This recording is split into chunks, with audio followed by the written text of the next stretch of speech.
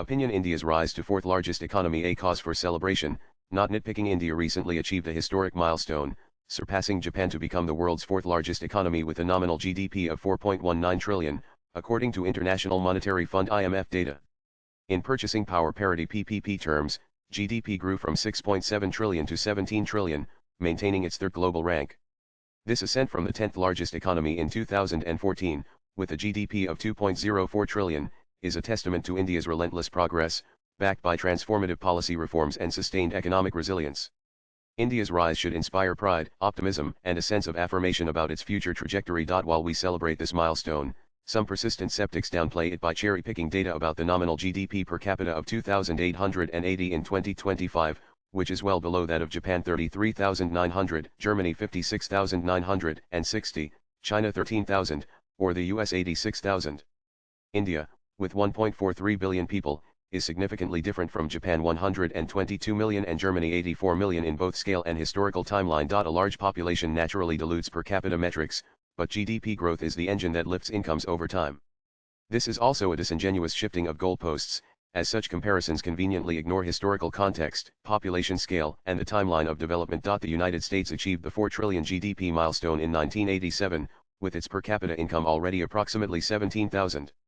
The US's trajectory had been well defined by decades of accumulated wealth, advanced infrastructure, technological dominance, and capitalist growth models. Similarly, when China crossed the 4 trillion threshold in 2008, its per capita income was around 3,500, only slightly higher than India's current figure. GDP growth is the engine for per capita gains, and India's trajectory can easily mirror China's decade of growth, which propelled its per capita income from 3,500 to 13,000 at present.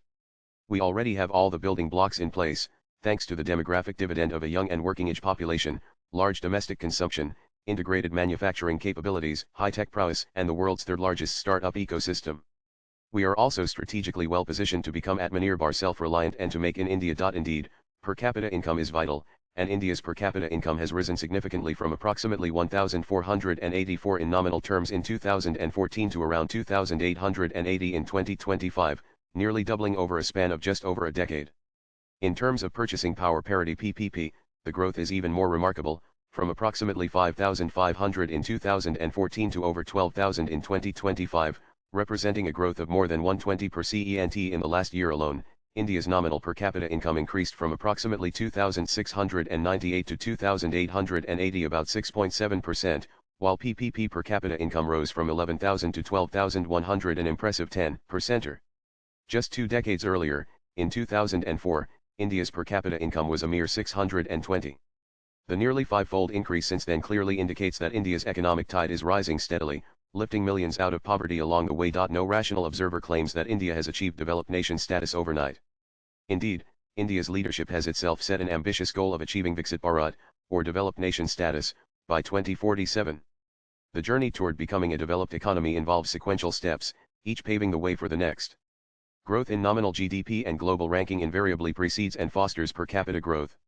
To dismiss India's substantial GDP growth as inconsequential is both disingenuous and misleading. Moreover, the gap in per capita income between India and the developed nations is narrowing. In 2014, India's nominal per capita income was 4% of Japan's 38,000. By 2025, it is 8.5% of Japan's 33,900. In PPP terms, India's 12,000 is 22% of Japan's 54,000 at present, up from 14.5%, 5,500 versus 38,000 in 2014. The focus on per capita income also ignores broader metrics. India's total household assets are estimated to be 20 trillion, yielding a per capita household wealth (PCHW) of approximately 21,000, which is far above the nominal income.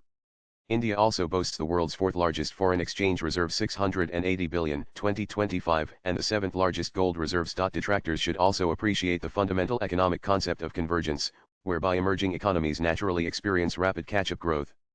Prominent economist Jeffrey Sachs has repeatedly emphasized that India is now in an age of convergence, rapidly narrowing the developmental gap due to robust economic policies and accelerating reforms under the leadership of Prime Minister Narendra Modi.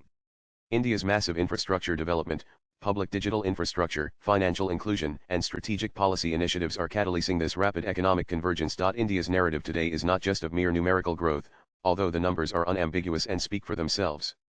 It is a narrative of lifting more than 170 million people out of extreme poverty, creating economic opportunities, and improving the quality of life. India's rise to the fourth largest economy is also a triumph of resilience.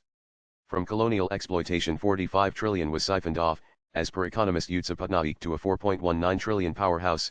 India has defied odds. India's rise is indeed of great consequence, despite the negativity from the naysayers and detractors. The achievements are tangible, measurable, and undeniable.